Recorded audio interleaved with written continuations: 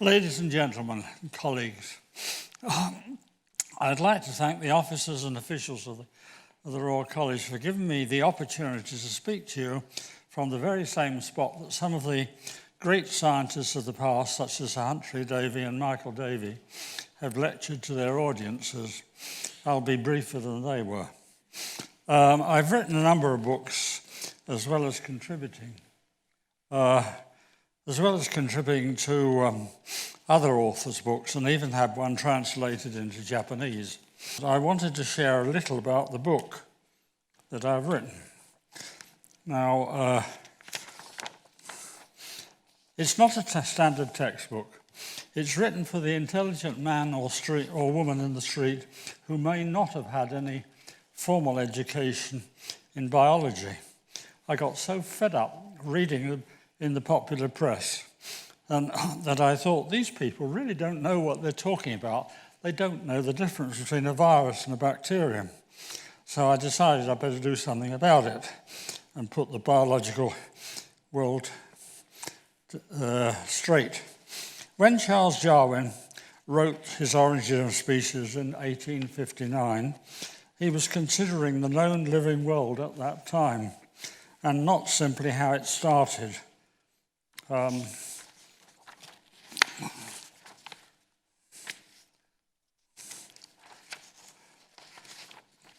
Darwin did in fact say that life probably arose in some warm little pond with all sorts of ammonia, phosphoric salts, light, heat and electricity, and that he didn't realise the underlying all life, there were viruses and bacteria, many causing disease, but all disseminated by, or mostly disseminated by nature's winged creatures.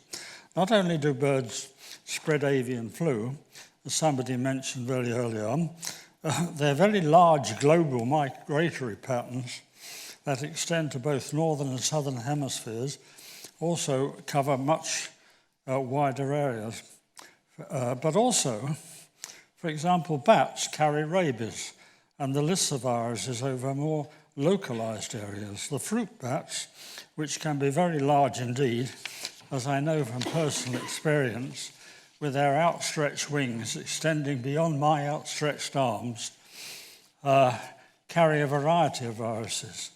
These include Ebola and the filoviruses, possibly as well as other hemorrhagic fevers, such as Marburg virus, and they certainly also carry Hendra virus, which affects humans and horses in Australia.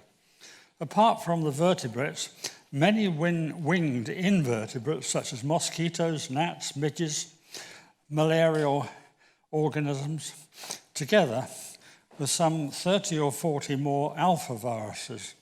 Even the greater and lesser houseflies, as well as the other winged invertebrates we see in this country and our houses, can mechanically carry different bacteria such as Salmonella, Salmonurium, and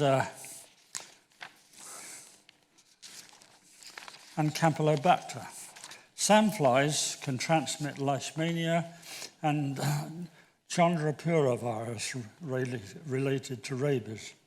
My examination of wild bird casualties that are not in themselves contagious reveal that they are carrying effectively a large number of passengers, both internal and external parasites, capable of transmitting disease to a range of other creatures, not simply birds. That's all I've got to say about the world of infectious and contagious disease carried by winged creatures, and which is much more complex than Darwin and those who followed him can have conceived.